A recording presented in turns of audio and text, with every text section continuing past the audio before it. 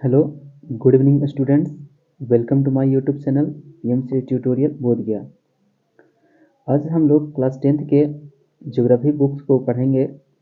Geography book का पहला chapter first chapter पढ़ेंगे हम लोग, जिसका नाम है संसाधन एवं विकास। क्या नाम है? संसाधन एवं विकास। मैं बता दूं कि ये जो बुक पढ़ रहे हैं हम लोग एनसीईआरटी पढ़ रहे हैं। कौन सा पढ़ रहे हैं? एनसीईआरटी पढ़ रहे हैं, जिससे आपका ज़्यादा से ज़्यादा सवाल एग्ज़ाम में पूछते हैं, मिलता है देखने को एनसीईआरटी से। तो आज एनसीईआरटी का जो सेशन है वो होने वाला है, करने वाले हैं। पहला चैप्टर संसाधन एवं विकास के बारे में, ठीक है। तो संसाधन और विकास होते क्या हैं उसके बारे में पहले समझ लेते हैं। संसाधन और विकास। संसाधन का मतलब होता है कि वे सभी वस्तुएं जिनसे हम अपनी आवश्यकताओं को पूर्ति करते हैं, मतलब हमारे जो ज़रूरत पूरी करने वाले जो वस्तु होते हैं उनको कहते हैं संसाधन। क्या कहते हैं? संसाधन कहते हैं। और उसका विकास कैसे कैसे हो रहा है वो देखना। संसाधन को इंग्लिश में अगर बात करें तो रिसोर्सेस बोलते हैं, और विकास को अगर बात करें तो डेवलपमेंट बोलते हैं। क्या बोलते हैं? डेवलपमेंट बोलते हैं। चलिए लाइन बाय लाइन आपको पढ़ा करके समझाने का प्रयास करूँगा। आप भी बड़े गौर से समझिएगा और एक एक पॉइंट को समझने का कोशिश कीजिएगा, ठीक है। तो चलते हैं। यहाँ देखिए स्टार्टिंग से लिखा गया है, हमारे पर्यावरण में उपलब्ध प्रत्येक वस्तु जो हमारी आवश्यकताओं को पूरा करने में प्रयुक्त की जा सकती है और जिसको जिसको बनाने के लिए प्रौद्योगिकी उपलब्ध है, जो आर्थिक रूप से संभाव्य और सांस्कृतिक रूप से मान्य है, एक संसाधन है। मतलब यहाँ पे साफ शब्दों में कहा गया है कि जो भी हमारे आसपास पर्यावरण में उपलब्ध वस्तुएं हैं और जिनसे हम अपनी आवश्यकताओं की पूर्ति करते हैं, ठीक है। और उन वस्तुओं को बनाने के लिए तकनीक भी डेवलप हो चुके हैं, मतलब टेक्नोलॉजी का विकास हो चुका है। वो चाहे आर्थिक रूप से हमारे सांस्कृतिक रूप से मान्य है, उनसे हम अपनी आवश्यकताओं को पूरा करते हैं, अपनी ज़रूरतों को पूरा करते हैं। तो वे सभी वस्तुएं क्या कहलाएंगे? हमारे लिए संसाधन कहलाएंगे। क्या कहलाएंगे? हमारे लिए संसाधन कहलाएंगे। जैसे आपका अगर एग्जाम्पल की बात करूँ तो आपको जितने भी मनुष्य हैं उनको खाने के लिए भोजन चाहिए होता है। तो भोजन क्या होता है? भोजन क्या कर रहा है कि हमारी ज़रूरतों को पूरा कर रहा है। तो भोजन हमारे लिए क्या हो गया? संसाधन हो गया। सांस लेने के लिए हमें ऑक्सीजन की ज़रूरत होती है, ठीक है। तो ऑक्सीजन कहाँ से मिलता है? वायु से मिलता है। तो वायु हमारे लिए क्या हो गया? एक प्रकार का क्या हो गया? संसाधन हो गया। वायु हमारे लिए क्या हो गया? संसाधन हो गया। फिर अगर बात करें प्यास को मिटाने के लिए हम जल पीते हैं। क्या आप करते हैं? जल को पीते हैं। मतलब तो जल हमारे लिए क्या हो गया? हमारे ज़रूरत को पूरा कर रहा है, हमारी आवश्यकताओं को पूर्ति कर रहा है। तो क्या कर सकते हैं इसको हम? यह हो गया हमारे लिए एक संसाधन हो गया। क्या हो गया? संसाधन हो गया। तो इसी तरह से समझिएगा कि हमारे पर्यावरण में उपलब्ध प्रत्येक वस्तु, यानी जितने भी वस्तु आपके आसपास नज़र आ रहे हैं और जिनका उपयोग करके, जिनका इस्तेमाल करके आप अपने ज़रूरतों को पूरा करते हैं, आप अपने आवश्यकताओं की पूरा करते हैं, तो वे वस्तु आपके लिए क्या कहलाएंगे? संसाधन कहलाएंगे। जैसे आप और भी समझ सकते हैं कि आपके घर में जितने भी सामान रखे गए होंगे, जितने भी वस्तुएं रखे गए होंगे, वो आपकी आवश्यकताओं के लिए है, आपकी ज़रूरत की चीज़ों को पूरा करने के लिए लाया गया होगा, ठीक है। तो वो सभी सामान, सभी वस्तुएं आपके लिए क्या हो जाएंगे? तो एक तरह से संसाधन के काम करेंगे। तो उम्मीद करते हैं कि संसाधन क्या होते हैं हमारे लिए आप समझ चुके होंगे। आगे चलिए देखिए, कुछ ग्राफ दिया गया है, यहाँ पे बनाया गया है कि यहाँ पे लिखा गया है क्या? भौतिक पर्यावरण, जिसको प्रकृति बोला गया है, और यहाँ पे प्रौद्योगिकी बोला गया है, और यहाँ पे संस्थाएं बोला गया है। मतलब और बीच में क्या है? मानव। तो भौतिकी यानी कि पर्यावरण, जो भी पर्यावरण में उपलब्ध वस्तु है उसका, और संस्था की स्थापना करके अब मानव क्या करता है? अपने टेक्नोलॉजी का इस्तेमाल करके और उसको क्या करता है? संसाधन बनाता है। क्या करता है? संसाधन को बनाता है। ध्यान दीजिएगा, संसाधन को क्या करता है? बनाता है। मतलब इसके आसपास चारों चीज़ें होती है, लेकिन बीच में काम करने वाला इंसान कौन होता है? मनुष्य, मानव होता है। क्या करता है? काम करने वाला कौन होता है? मानव होता है। यानी कि मानव ने अपनी प्रौद्योगिकी, मतलब टेक्नोलॉजी से अपनी बुद्धि का विकास करके, अपने विवेक का इस्तेमाल करके, प्रकृति में जितनी भी वस्तुएं हैं उनका इस्तेमाल करके और अनेक प्रकार के संस्थाओं का स्थापना करके क्या करता है कि वस्तुओं को अलग अलग रूप में बदलता है, अलग अलग रूप धारण करवाता है, जो हमारे लिए काम की चीज़ होते हैं। जैसे मैं एग्जांपल की बात करूँ, कोई लकड़ी रखा गया है और लकड़ी से हमें बनाना है क्या? चेयर बनाना है। क्या बनाना है? चेयर बनाना है। ध्यान दीजिएगा, कोई लकड़ी से हमें क्या बनाना है? चेयर बनाना है। तो इंसान क्या करता है कि अपना कुछ औजार का इस्तेमाल करके, जिसको आप बोल सकते हैं प्रौद्योगिकी टेक्नोलॉजी का इस्तेमाल करता है, उसने अपना बुद्धि विवेक लगा करके और क्या करता है, इसको चेयर बना देता है, क्या करता है, कुर्सी बना देता है, लकड़ी को क्या करता है, चेयर बना देता है। तो इस प्रकार से काम किया कौन, मनुष्य, उसको इस्तेमाल कर रहा है कौन, मनुष्य। तो बीच में मनुष्य हो गया और उसके आसपास जितने भी हो गए प्रौद्योगिकी का इस्तेमाल करता है। और जो भी लकड़ी था क्या था, भौतिक पर्यावरण यानी कि प्राकृतिक वस्तु था। तो मनुष्य अपनी प्रौद्योगिकी का इस्तेमाल करके, अपने संस्थाओं का इस्तेमाल करके, विवेक और बुद्धि का इस्तेमाल करके, प्राकृतिक वस्तुओं का इस्तेमाल करके, उपयोग करके ही एक नए नए रूप का रूप देता है, उसको नए नए वस्तुओं को बनाता है जो हमारे काम की चीज़ होते हैं, जिससे हम अपनी आवश्यकताओं को पूरा कर सकते हैं। तो वो हमारे लिए क्या हो गया, संसाधन कहेंगे। क्या कहेंगे उसको, संसाधन कहेंगे। आगे देखिए, आगे कुछ दिया गया है, यहाँ पे ध्यान दीजिएगा। आगे पॉइंट में समझते हैं कि आगे किया गया क्या, कि हमारे, ध्यान दीजिएगा यहाँ पे, थोड़ा सा ध्यान दीजिएगा। लिखा है हमारे पर्यावरण में उपलब्ध, हमारे पर्यावरण में उपलब्ध वस्तुओं की रूपांतरण रूपांतरण प्रक्रिया प्राकृतिक प्रौद्योगिकी संस्थाओं के पारस्परिक क्रियात्मक संबंध में निहित है। बताया गया है यहाँ पे कि जो भी वस्तु हमारे पर्यावरण में उपलब्ध है, उन वस्तुओं का रूपांतरण, रूपांतरण करने का मतलब उनका रूप में परिवर्तन करना, अलग अलग रूप में ढाल देना। जैसे आपको बताया गया क्या, कि लकड़ी से बनाया गया दरवाज़ा, लकड़ी से अगर बनाते हैं आप क्या, चेयर यानी कुर्सी बनाते हैं, बेंच बनाते हैं, पलंग बनाते हैं, तो क्या करें, उसका रूप में अंतर कर रहे थे। सिंपल लकड़ी था, उसका रूप बदल बदल करके अनेक प्रकार की वस्तुएं बना रहे हैं जो हमारे ज़रूरतों को पूरा कर रहा है। ठीक है, तो वो प्रक्रिया को करने के लिए हम प्रकृति की सहायता लेते हैं, प्रौद्योगिकी की सहायता लेते हैं और संस्थाओं की सहायता लेते हैं। ये एक दूसरे से क्या है, संबंध रखते हैं, जुड़े होते हैं। इन सभी चीज़ों का इस्तेमाल करके जो प्रकृति के द्वारा दिए गए वस्तु हैं, उससे अनेक प्रकार की वस्तु बनाते हैं जो हमारे लिए संसाधन के काम करते हैं। क्लियर, उम्मीद करते हैं कि समझ गए होंगे। आगे चलते हैं। आगे लिखा है कि मानव प्रौद्योगिकी द्वारा प्रकृति के साथ क्रिया करते हैं और अपने आर्थिक विकास की गति को तेज करने के लिए संस्थाओं का निर्माण करते हैं। यहाँ बताया गया है कि मानव जो है प्रौद्योगिकी के द्वारा, मानव अपने टेक्नोलॉजी की सहायता से प्रकृति के साथ क्रिया करता है, मतलब प्रकृति के द्वारा जो भी दिए गए सामान है उसके साथ क्या करता है, क्रिया करता है। और क्रिया करने के बाद अपने आर्थिक विकास की गति तेज करता है, मतलब अनेक प्रकार के ऐसी वस्तु बनाते हैं जिससे वो क्या करता है, उसका आर्थिक विकास हो सके, यानी कि आर्थिक गति को बढ़ाने का प्रयास करता है कौन, मनुष्य। ठीक है, और इसके लिए वो क्या करते हैं, अनेक प्रकार के संस्थाओं का निर्माण करते हैं। क्या करते हैं, अनेक प्रकार के संस्थाओं का निर्माण करते हैं। ठीक, आगे चलिए। आगे दिया गया है, क्या आप भी अन्य बहुत से लोगों की तरह संसाधनों को प्राकृतिक उपहार समझते हैं। यहाँ पे आपसे सवाल किया गया है, क्या आप भी अन्य बहुत से लोगों की तरह संसाधनों को प्राकृतिक उपहार समझते हैं। यानी कि यहाँ पे साफ साफ शब्दों में कहा गया है कि बहुत से लोग ऐसे हैं जो ये समझते हैं कि जितने भी हमारे लिए संसाधन की चीज़ें हैं वो डायरेक्ट प्रकृति के द्वारा उपहार यानी गिफ्ट के रूप में हमें दिया गया है, ये समझते हैं। तो क्या आप भी ये समझते हैं क्या, कि मनुष्य जितने भी प्राकृतिक संसाधन दिए गए हैं वो सिर्फ प्रकृति के द्वारा दिया गया है, मतलब आपके पर्यावरण में जितने भी संसाधन मौजूद हैं वो प्रकृति के द्वारा उपहार में दिया गया है। क्या ये सही है या गलत है, आप क्या सोचते हैं इसके विषय में। तो बताया गया है, मैं बता दूं कि ये पूरी पूरी सही नहीं है। जितने भी संसाधन होते हैं वो पूरा पूरा प्रकृति के द्वारा ही नहीं दिया जाता। ये कहें कि प्रकृति की वस्तुओं की सहायता से और भी वस्तुओं को बनाया जाता है। जैसे मानव के द्वारा भी बनाए गए वस्तु हमारे लिए संसाधन बनते हैं, प्रकृति के द्वारा दिया गया ही वस्तु हमारे लिए संसाधन का काम करता है। जैसे अगर एग्जाम्पल की बात करें तो जल हो गया, वायु की बात करें, ये सब क्या हो गया, प्रकृति के द्वारा दिया गया उपहार में वस्तुएं हैं जो हमारे लिए संसाधन का काम करते हैं। तो ये हो गया प्राकृतिक संसाधन। अगर मानवीय संसाधन यानी कि मानव के द्वारा निर्माण किया गया कुछ वस्तु है जो जिसका इस्तेमाल करके हम अपनी आवश्यकताओं की पूर्ति करते हैं, ज़रूरतों की पूर्ति करते हैं, तो वो हमारे लिए क्या हो गया, मानवीय संसाधन हो गया। क्या हो गया, मानवीय संसाधन हो गया। जैसे अगर बात करें तो आपके रूम में, आपके अगर घर में अगर बात करें तो क्या था, बहुत सारे चेयर होंगे, कुर्सी होंगे, टेबल होंगे, तो ये सब क्या है, मनुष्य बनाया है। कौन बनाया है, मनुष्य बनाया है। किसकी सहायता से, तो प्राकृतिक वस्तुओं की सहायता से। किसकी सहायता से, प्राकृतिक वस्तुओं की सहायता से।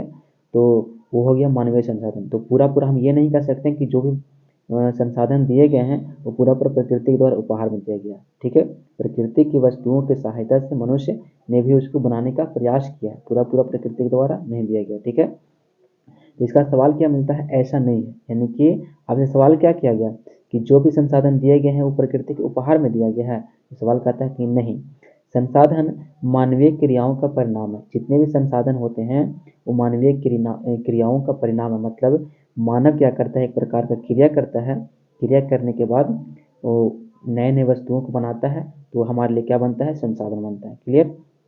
आगे है कि मानव स्वयं संसाधनों का महत्वपूर्ण हिस्सा है। और मानव भी एक महत्वपूर्ण हिस्सा में आता है किसका, संसाधन का। मानव तो संसाधन को बनाता ही है, संसाधन को निर्माण करता ही है, लेकिन मानव खुद भी एक प्रकार का संसाधन है। ठीक है, क्योंकि एक दूसरे के जो लोग होते हैं, एक लोग दूसरे के आवश्यकताओं को पूर्ति करने में सहायक होते हैं। ठीक है, उसकी ज़रूरतों को, काम को निकालने में सहायक होते हैं। तो मनुष्य भी क्या हो गया, एक दूसरे के लिए संसाधन के काम करते हैं। ठीक है, वे पर्यावरण में पाए जाने वाले पदार्थों को संसाधनों में परिवर्तित करते हैं तथा उन्हें प्रयोग करते हैं। मनुष्य क्या करता है कि पर्यावरण में जितनी भी वस्तुएं पाई जाती हैं, जितने भी पदार्थ मिलते हैं, उसको संसाधन में परिवर्तित करता है। परिवर्तित करने का मतलब बदलता है। ठीक है, जो संसाधन वस्तु दिए गए हैं, पदार्थ हमारे पर्यावरण में मौजूद होते हैं, उसको प्रौद्योगिकी की सहायता से, टेक्नोलॉजी की सहायता से, अपने बुद्धि और विकास की सहायता से क्या करता है कि संसाधन बनाने का काम करता है। क्या करता है, संसाधन बनाने का काम करता है और तथा उन्हें प्रयोग करते हैं। और वही व्यक्ति जो होता है, मनुष्य, पहला काम किया क्या कि प्राकृतिक पदार्थों द्वारा संसाधन बनाया, और इनके द्वारा जो बनाए गए संसाधन हैं उसको भी इस्तेमाल करता है कौन, प्रयोग करता है मनुष्य ही। ठीक है, तो मनुष्य भी एक प्रकार का क्या हो गया, संसाधन हो गया। इन संसाधनों का वर्गीकरण निम्न प्रकार से किया गया है। अब यहाँ पे समझिएगा कि जो संसाधन हैं उनको भी अनेक वर्गों में विभाजित किया गया है, अनेक तरह से उसको वर्गीकरण किया गया है। ठीक है, तो समझिएगा कि क्या क्या दिया गया है, गौर कीजिएगा। ठीक है, देखिए पहला में दिया गया है कि उत्पत्ति के आधार पे, किसके आधार पे, उत्पत्ति के आधार पे दो वर्गों में बांटा गया है, जैविक संसाधन और अजैविक संसाधन। ठीक है, इसके सामने लगा दीजिए संसाधन, क्या लगा दीजिए, संसाधन।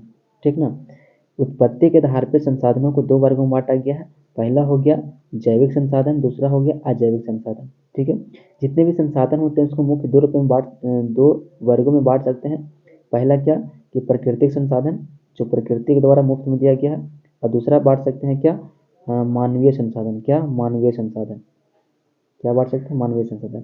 मुख्य रूप से दो होते हैं, प्राकृतिक संसाधन और दूसरा मानवीय संसाधन। ये अलग अलग आधार पर बांटा गया। ठीक है, उसी में बताया गया कि उत्पत्ति के आधार पर दो तरह के होते हैं संसाधन, जैविक संसाधन और अजैविक संसाधन। दूसरा है समाप्यता के आधार पर, समाप्यता के आधार पर संसाधन दो वर्गों में बांटा गया, फिर से नवीकरणीय और दूसरा अनवीकरणीय। ठीक है, बारी बारी से जानेंगे कि नवीकरणीय क्या होता है, अनवीकरणीय क्या होता है, सब आगे बताएंगे। ठीक है, अभी बस इतना याद रखिए कि समाप्यता के आधार पर नवीकरण संसाधन को कितने भागों में, दो भागों में। कौन कौन सा, एक हो गया नवीकरणीय, दूसरा हो गया अनवीकरणीय। क्लियर। तीसरा में दिया गया है स्वामित्व के आधार पर। स्वामित्व मतलब होता है मालिक, यानी कि कुछ संसाधनों का मालिक कुछ लोग होते हैं, कुछ सीमित लोग होते हैं, कुछ संसाधनों का मालिक कुछ बड़े क्षेत्र पे लोग होते हैं। तो उसके आधार पर भी संसाधनों को दो भागों में बांटा गया है, सॉरी दो भागों में नहीं, चार भागों में बांटा गया। व्यक्तिगत संसाधन, इसको निजी संसाधन ही बोलते हैं। क्या बोलते हैं, निजी संसाधन ही बोल सकते हैं व्यक्तिगत संसाधन को। ठीक है ना, तो व्यक्तिगत संसाधन या निजी संसाधन, दूसरा हो गया सामुदायिक संसाधन, तीसरा हो गया राष्ट्रीय संसाधन और चौथा हो गया अंतर्राष्ट्रीय संसाधन। सारे चीज़ों, सारे संसाधनों के जो वर्गीकरण है सबको बारे बारे से आपके आगे क्लियर करूँगा। तो आप देखते जाइए कि क्या क्या वर्गीकरण है, इसको नोट करके आप लिख सकते हैं, याद कर लीजिएगा। इनसे बहुत ज़्यादा बोर्ड एग्जाम में आपको सवाल देखने को मिलता है।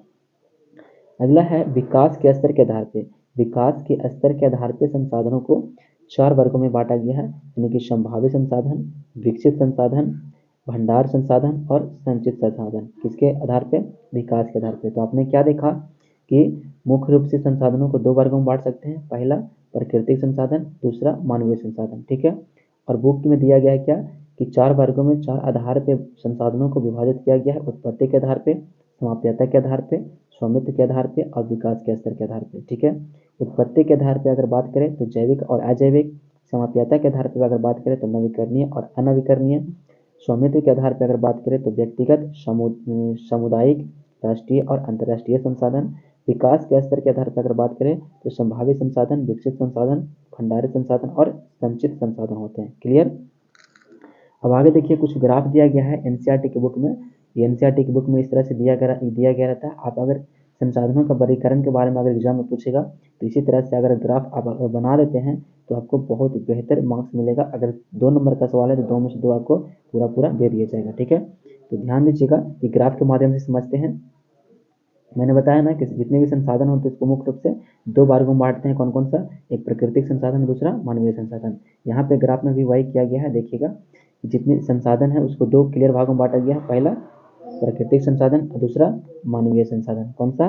पहला प्राकृतिक, दूसरा पहला हो गया प्राकृतिक, दूसरा हो गया मानवीय संसाधन। ठीक है, पहले प्राकृतिक संसाधन को समझ लेते हैं। तो प्राकृतिक संसाधन को भी दो भागों में बांटा गया, पहला नवीकरणीय संसाधन और दूसरा अनवीकरणीय। नवीकरणीय दूसरा अनवीकरणीय। ये बाकी आगे बताएंगे कि नवीकरणीय क्या होता है, अनवीकरणीय क्या होता है। ठीक है, बस प्राकृतिक में ये समझ लीजिए कि जो भी संसाधन प्रकृति के द्वारा डायरेक्ट रूप में हमें मुफ्त में दिया गया है, यानी कि उपहार के रूप में एज अ गिफ्ट दिया गया है, तो उसको बोलेंगे प्राकृतिक संसाधन। मानवीय संसाधन में ध्यान दीजिएगा, मानवीय संसाधन में कि वैसे संसाधन होंगे जिनका निर्माण मानव के द्वारा किया गया है, अपने प्रौद्योगिकी का इस्तेमाल करके, अपने बुद्धि और विवेक का इस्तेमाल करके जब जो वस्तुओं का निर्माण किया गया है प्राकृतिक पदार्थ की सहायता से, और जिनके सहायता से हम अपने क्या करते हैं, आवश्यकताओं को पूरा करते हैं, जिनका उपयोग करके अपनी ज़रूरतों को पूरा करते हैं, तो उनको बोलेंगे मानवीय संसाधन। सिंपल समझिएगा, जो प्रकृति के द्वारा दिया गया है प्राकृतिक संसाधन, जो मानव के द्वारा बनाया गया उसको मानवीय संसाधन। अब समझते हैं कि प्राकृतिक संसाधन को भी अलग अलग वर्गों में बांटा गया है। प्राकृतिक संसाधन को देखिएगा, यहाँ पे जो प्राकृतिक संसाधन को दो वर्गों में बांटा गया है, नवीकरणीय और अनवीकरणीय। क्या? नवीकरणीय संसाधन और अनवीकरणीय संसाधन।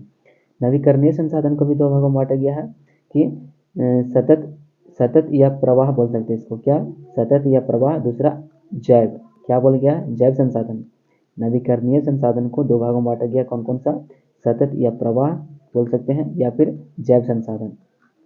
सतत और प्रवाह संसाधन हम समझिएगा कि पवन और जल, यानी कि जो प्रवाह करने वाले होते हैं, जो फ्लो करते हैं। ठीक है, और जो सतत मतलब लगातार जो मिलते रहता है हमको, लगातार हमको मिलते रहता है, वो कभी समाप्त नहीं होता है। जैसे पवन की बात करें, पवन मतलब होता है हवा। क्या होता है? हवा। तो हवा कभी खत्म होता है? नहीं खत्म होता है, हमेशा हवा मिलते रहता है। तो ये हो गया प्रवाह या सतत विकास का सतत संसाधन का उदाहरण। जल की अगर बात करें तो जल कभी कमी नहीं होता है। अब समझते हो कि पूरा अगर पृथ्वी की बात करें, पूरा पृथ्वी की बात करें तो पूरा पृथ्वी का 71% जो होता है वो हमको क्या देखने को मिलता है? जल देखने को मिलता है। क्या मिलता है? जल देखने को मिलता है पूरा पृथ्वी पे। और जो 29% जो हिस्सा है पूरा पृथ्वी का, वो क्या है? भूभाग है। क्या है? भूभाग है। समझ रहे हो ना?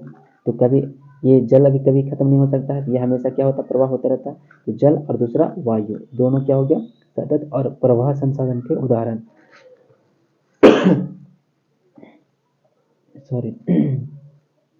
आगे देखिएगा, जैविक संसाधन में, जैविक संसाधन को भी दो भागों में बांटा गया है, प्राकृतिक वनस्पतियां और वन्य जीव। प्राकृतिक मतलब समझते हैं कि नेचर के द्वारा डायरेक्ट रूप में दिया गया। वनस्पति मतलब होता है जंगल। क्या होता है? वन। वन मतलब जंगल। क्या होता है? जंगल। अगर इंग्लिश में बात करें तो फॉरेस्ट। वनस्पति मतलब पेड़ पौधे होते हैं, उसी को जंगल वन बोला गया है, और दोनों का मतलब होता है क्या? जंगल। वन्य जीव कहने का मतलब, वन्य मतलब क्या बताया मैंने? जंगल। तो जंगल वन्य जीव लिखा गया है, मतलब जंगल में रहने वाले जीव जंतु। जो भी जीव जंतु जंगल में निवास करते हैं उसको बोलते हैं क्या? वन्य जीव। तो जैव संसाधन को भी समझिएगा क्या लिखा गया है, दो वर्गों में बांटा गया, प्राकृतिक वनस्पति यानी पेड़ पौधा, और दूसरा पेड़ पौधा के बीच रहने वाले जीव जंतु। ठीक है, आगे समझिए। यहाँ पे नवीकरणीय योग्य बताया गया था, अभी हम लोग पढ़ा सिर्फ क्या? नवीकरणीय योग्य। यहाँ पे अनवीकरणीय संसाधन को भी दो भागों में बांटा गया है कि पुनः चक्रीय आधार पे और अचक्रीय। पुनः चक्रीय कहने का मतलब जिसका जो हमेशा बनते रहता है, यानी कि साइकिल के रूप में बार बार बनते रहता है। जैसे धातु हो गया, धातु का अगर इस्तेमाल कर लिए तो लंबे समय, लाखों करोड़ों वर्ष के बाद फिर से धातु के क्या होता है? निर्माण होता है। मतलब इस चक्रीय के रूप में हमेशा बनते रहता है। तो यह हमेशा नहीं, लंबे समय के बाद बनते रहता है। तो एक तरह से इसको चक्रीय संसाधन का उदाहरण समझ सकते हैं। अचक्रीय कहने का मतलब जिसका निर्माण बार बार नहीं होता है। ठीक ना? ये हो गया जीवाश्म ईंधन। क्या हो गया? जीवाश्म ईंधन। जीवाश्म ईंधन समझिएगा कि जब एक बार समाप्त हो जाएगा, ये दोनों वैसे ही संसाधन है। दोनों को अगर एक बार समाप्त कर लिए, इनका तो भंडारण पहले सीमित होगा। भंडारण क्या होगा? भंडारण सीमित होगा। भंडारण सीमित होगा। सीमित कहने का मतलब जैसे मान लो कि आप कोयला का खदान निकालते हैं, तो कोयला जो होगा सीमित मात्रा में भंडारित किया रहेगा। एक समय ऐसा आएगा कि उसको खुदाई करने के बाद वो समाप्त हो जाएंगे। क्या हो जाएंगे? समाप्त हो जाएंगे। और दूसरा हो गया जीवाश्म ईंधन। ये सब जितने भी प्राकृतिक रूप से पृथ्वी के गर्भ से निकलता है वो सीमित मात्रा में पाया जाता है। कि समाप्त हो जाने के बाद जल्दी इसका निर्माण नहीं होता है। ठीक है, इसी आधार पर दिया गया है चक्रीय और अचक्रीय। अचक्रीय में चक्रीय संसाधन में देखिएगा कि धातु इसका एग्जाम्पल ले सकते हैं, और अचक्रीय में समझिएगा क्या कि जीवाश्म ईंधन समझ सकते हैं। ठीक है, आगे चलिए, फिर आगे सब क्लियर करूंगा कि कौन कौन सा क्या होता है, चक्रीय क्या होता है, नवीकरणीय क्या होता है, नवीकरणीय क्या होता है, सब आगे पेज में समझेंगे। ठीक है, यहाँ तक समझिएगा। दूसरा है मानवीय संसाधन। पहला आपने प्राकृतिक संसाधन के बारे में पढ़ लिया, अगला चलते हैं मानवीय संसाधन के बारे में। तो मानवीय संसाधन को भी दो भागों में बांटा गया है कि रचनाएं एवं संस्थाएं, और दूसरा हो गया मात्रा एवं गुणवत्ता। यानी कि मानवीय संसाधन जो है वो रचना किया जाता है या फिर संस्थाएं के द्वारा, यानी कि रचना और संस्थाएं इसमें भाग से होते हैं, बांट दिया गया है, और मात्रा और गुणवत्ता में बांट दिया गया है। ठीक है, अब आगे चलते हैं, इसका पूरा एक्सप्लेन से समझेंगे आगे। ठीक है, अगला पेज में, तो बने रहिएगा, आगे समझते हैं। उम्मीद करते हैं कि सब कुछ समझ में आ गया होगा।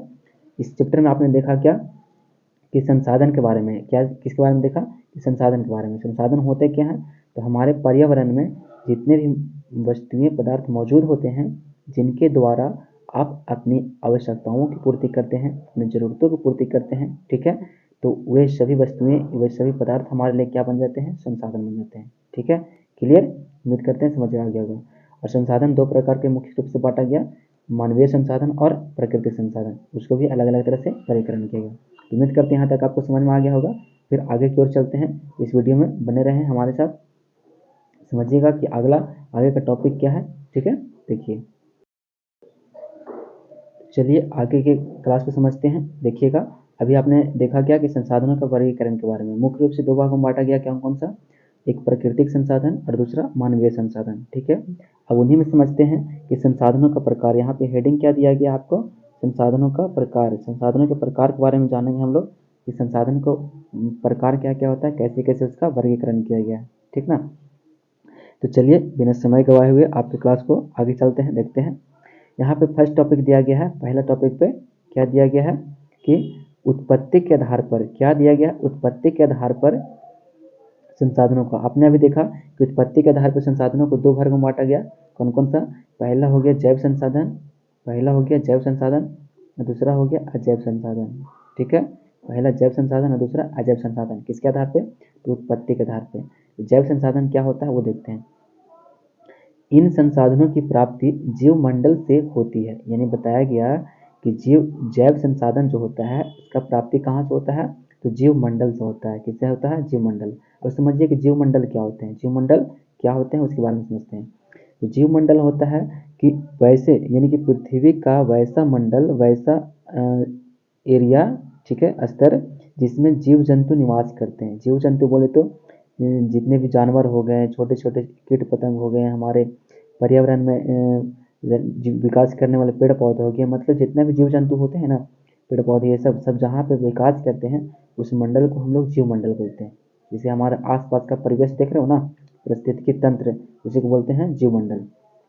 तो हम जैव संसाधन का प्राप्ति कहाँ से हमको होता है, तो जीव मंडल से होता है, और इनमें जीवन प्राप्त होता है, क्या होता है, व्याप्त होता है, इनमें जीवन व्याप्त होता है। यानी कि जैविक संसाधन वैसे संसाधन होते हैं जो सजीव प्राणी होते हैं। क्या होते हैं, सजीव प्राणी, मतलब जिनमें जीवन होता है, जिसमें लाइफ होता है। ठीक ना, जो लिविंग थिंग्स होते हैं, क्या होते हैं, लिविंग थिंग्स उसको बोल सकते हैं, सॉरी, लिविंग थिंग्स बोल सकते हैं। लिविंग थिंग्स यानी कि जितने भी सजीव प्राणी होगा उसको आप जैविक संसाधन बोल सकते हैं। जैसे एग्जाम्पल दिया गया कि मनुष्य, मनुष्य क्या है, जीवित प्राणी है, ये भी जैविक संसाधन के उदाहरण आएगा। वनस्पतियाँ, मतलब वनस्पति जाति कहने का मतलब पेड़ पौधा, वो भी हो गया जैविक संसाधन। प्राणी जात, प्राणी जात कहने का मतलब जितने भी प्राणी के जाति हो गया वो सब किस में आ गया, जैविक संसाधन में आ गया। मत्स्य जीवन, मतलब मछलियों का जीवन जो होता है वो भी जैविक संसाधन में आ गया। पशुधन, पशुधन कहने का मतलब पशु द्वारा जो धन हमको मिलता है, यानी कि पशु, पशु यानी कि जानवर लोग, ठीक है, वो सब क्या हो गया, जैविक संसाधन। इसमें सिंपली भाषा में समझिएगा कि हमारे जीव मंडल में जितने भी जीव जंतु मौजूद होते हैं जीवित रूप में, किसमें, जीवित रूप में, तो उसको क्या बोलेंगे, जैविक संसाधन बोलेंगे। क्या बोलेंगे, जैविक संसाधन बोलेंगे। अगला जो हो गया अजैविक संसाधन, क्या, अजैविक संसाधन। समझिएगा कि एक क्या होता है, वे सारे संसाधन जो निर्जीव वस्तुओं से बने हैं अजैव संसाधन कहलाता है। इसमें आपने देखा क्या कि जितने भी जीवित प्राणी थे उसको क्या बोले थे, जैविक संसाधन बोले थे, जैव संसाधन। यानी कि लिविंग थिंग्स रहेगा तो जैव संसाधन, और नॉन लिविंग थिंग्स रहेगा तो अजैव संसाधन। ठीक है, यहाँ साफ साफ लिखा गया है कि जितने भी निर्जीव वस्तु यानी कि नॉन लिविंग थिंग्स जितने भी होंगे वो कौन सा संसाधन होगा, अजैविक संसाधन होगा। जैसे उदाहरण की बात किया चट्टान, चट्टान मतलब पर्वत पेड़ पहाड़ जो होता है, और धातु यानी सोना चांदी ये सब क्या हो गया, निर्जीव पदार्थ हो गया, इसमें कोई जान नहीं होता है, ठीक है। ये हो गया अजैव संसाधन। जिसमें जान होगा जैव संसाधन, जिसमें जान नहीं होगा अजैव संसाधन। फिर से, जिसमें जान होगा जैव संसाधन, जिसमें जान नहीं होगा अजैव संसाधन। दोनों की प्राप्ति हमें कहाँ से होगा, जैव मंडल से होगा। कहाँ से, जैव मंडल से, ठीक है। उम्मीद करते हैं समझ आ गया होगा। अब आगे चलते हैं। आगे जो दिया गया, क्या दिया गया है कि समाप्यता के आधार पर, पहला आपने देखा था, यहाँ पे दूसरा जो है समाप्यता के आधार पे। समाप्यता करने का मतलब कि कौन सी वस्तु समाप्त हो जाता है, कौन सी समाप्त नहीं, कौन सी वस्तु जो होता है समाप्त नहीं होता है। उस आधार पे वस्तुओं को यानी कि संसाधनों को दो भागों में बांटा गया। इसको भी दो भागों में बांटा गया। कौन कौन सा, एक हो गया नवीकरणीय, ठीक है, नवीकरणीय। दूसरा हो गया अनवीकरणीय, ठीक ना। समाप्यता के आधार पर भी दो भागों में बांटा गया। एक हो गया नवीकरणीय और दूसरा अनवीकरणीय। ये क्या होते हैं इसके बारे में समझते हैं, ध्यान दीजिएगा।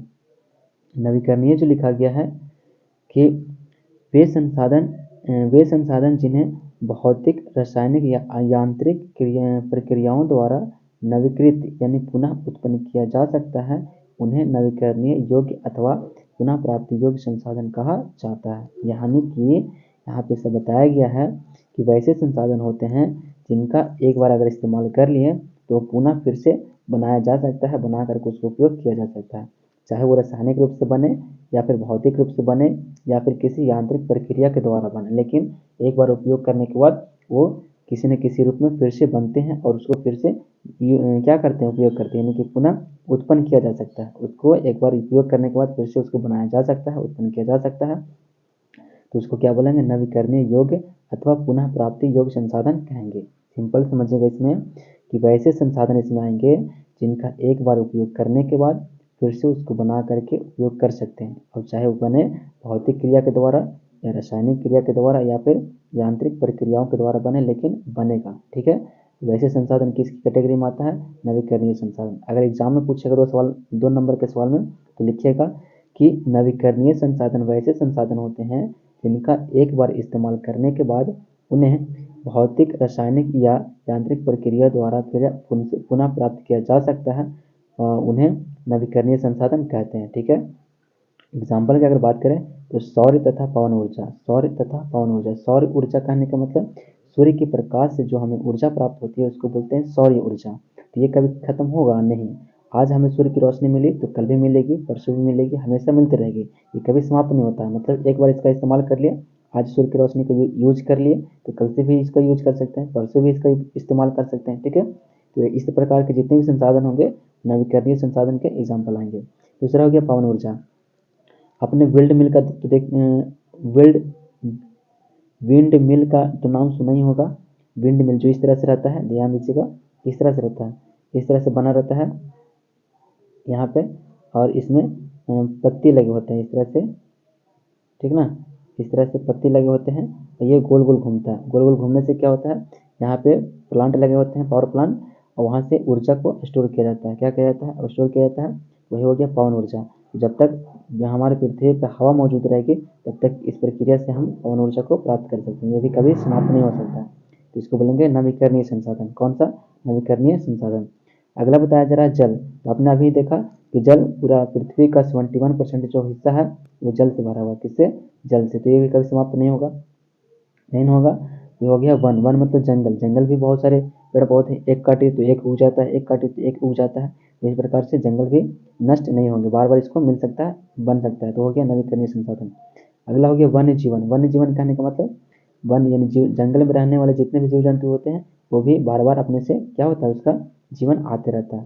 तो इन संसाधनों को सतत अथवा प्रवाह संसाधनों में विभाजित किया जा सकता है। इन संसाधनों को क्या किया गया कि सतत अथवा कौन सा, सतत अथवा प्रवाह संसाधन को में विभाजित किया जा सकता है।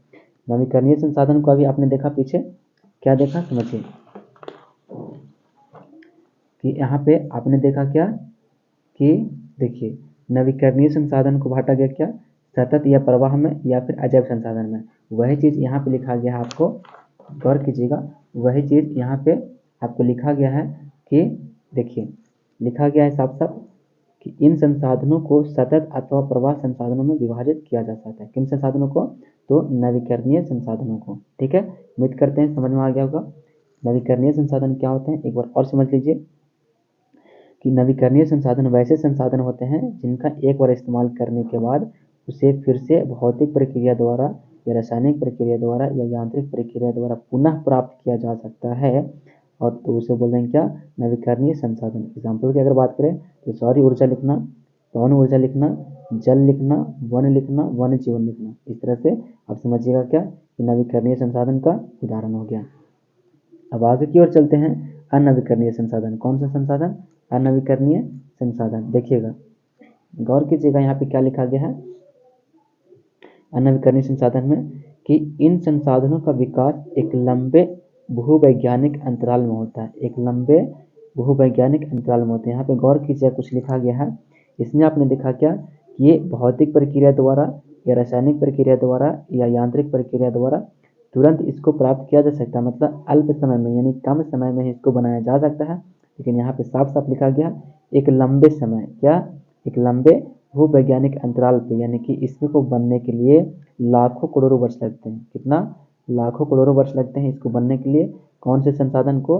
अनवीकरणीय संसाधन को। ठीक है, तो इसको इस्तेमाल कर सकते हैं, लेकिन इसको बनने के लिए पुनः बन सकता है, लेकिन बनने के लिए कितना समय लगेगा? बहुत लंबे समय। बहुत लंबे समय के बाद ये बनाया जा सकता है। खनिज और जीवाश्म ईंधन इस प्रकार के संसाधनों के उदाहरण है। इसमें दो उदाहरण दिया गया, एक खनिज और दूसरा जीवाश्म ईंधन। ये दोनों को एक बार जब इस्तेमाल कर लिए तो इसको अल्प अंतराल में, मतलब कम समय में बनाना संभव नहीं है। तो इसको समझ सकते हैं क्या? अनवीकरणीय संसाधन। आगे जो दिया गया है, इनके बनने में लाखों वर्ष लगते हैं। कितने वर्ष लगते हैं? लाखों वर्ष लगते हैं। यहाँ पे साफ साफ लिख दिया गया है कि अनवीकरणीय संसाधन के जो संसाधन होंगे, वस्तु होंगे, उनको बनने के लिए लाखों वर्ष लग जाते हैं। इनमें से कुछ संसाधन जैसे धातुएं पुनः चक्रीय हैं। इसमें बताया गया कि जो धातु जो संसाधन थे अनवीकरणीय के अंतर्गत वो पुनः चक्रीय था। पुनः चक्रीय कहने का मतलब फिर से उसको यानी कि सर्किल के रूप में, चक्रीय के रूप में बार बार ये बनते रहता है। ठीक ना।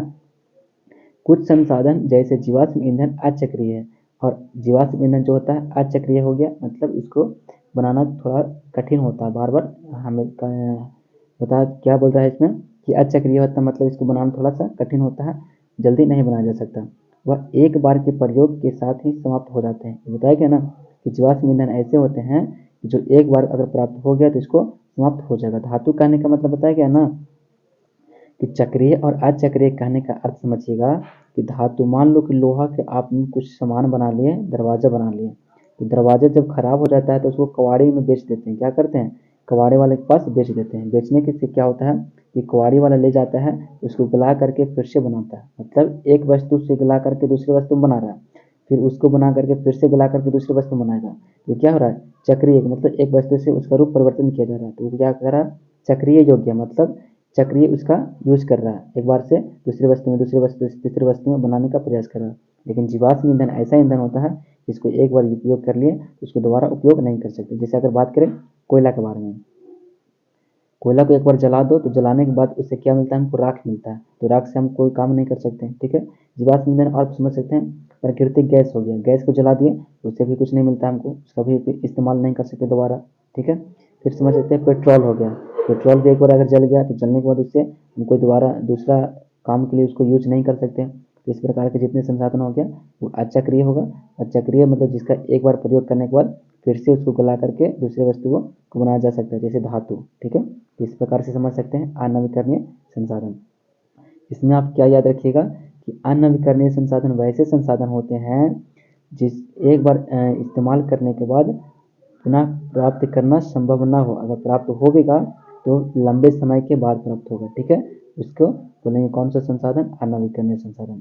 अगर एग्जाम में पूछ दिया दो नंबर में सवाल में तो लिखिएगा कि अनवीकरणीय संसाधन वैसे संसाधन होते हैं जिनका एक बार प्रयोग करने के बाद पुनः प्राप्त करना संभव न हो, तो उसे अनवीकरणीय संसाधन कहेंगे। जैसे एग्जाम्पल की बात करें तो खनिज हो गया और जीवाश्म ईंधन हो गया। यहाँ तक लिखिएगा, ठीक ना। ऐसे लिख करके आप एग्जाम्पल दे दीजिएगा, आपको फुल मार्क्स मिल जाएगा। उम्मीद करते हैं कि आपको इस वीडियो समझ में आ गया होगा। बाकी के आगे के क्लास में समझेंगे कि स्वामित्व के आधार पर क्या होता है। बाकी जो अन्य प्रकार के संसाधनों का वर्गीकरण है वो नेक्स्ट वीडियो में देखेंगे। तो उम्मीद करते हैं यहाँ तक समझ गए होंगे। जिनको नोट करना है आप वीडियो को पॉज करके रोक रोक करके आप इसको नोट कर लीजिएगा, पढ़ लीजिएगा। जिनके पास एनसीईआरटी बुक है, अपना अपना बुक है तो अपना बुक में भी देख करके पढ़ लीजिएगा, समझ लीजिएगा कि मैंने क्या क्या समझाया। बाकी आप खुद से थोड़ा सा मेहनत करने की कोशिश कीजिएगा, इससे एग्जाम में बार बार सवाल आते हैं। तो इसी तरह से बेस्ट तरीके से समझाने के लिए अगले वीडियो में फिर से मिलेंगे। तो बने रहेंगे हमारे साथ। इस वीडियो को ज़्यादा से ज़्यादा शेयर भी कर सकते हैं। अगर लोगों को, बच्चों को अगर दिक्कत हो रही है, जिन बच्चों को वीडियो की ज़रूरत है कि क्लास नहीं हो पा रहा है आपके क्लास में, कोचिंग संस्थान में, कहीं पे भी, तो ये आर्ट्स के क्लास को आप शेयर कर सकते हैं, उसके साथ साझा कर सकते हैं, ठीक है। और वीडियो को ज़्यादा से ज़्यादा शेयर करें, लाइक करें, सब्सक्राइब करें और कमेंट करना ना भूलें, ठीक है। वीडियो का चैनल का नाम है PMC tutorial Bodhgaya, PMC tutorial Bodhgaya, ठीक है। तो आज के लिए इतना ही। मन लगाकर पढ़ाई कीजिए, तंदुरुस्त रहिए, अपने स्वास्थ्य पर भी ध्यान दीजिएगा, ठीक है ना। चलते हैं नेक्स्ट वीडियो में फिर से मिलेंगे। तो आप पढ़ाई करते रहिएगा मस्ती से। क्लियर।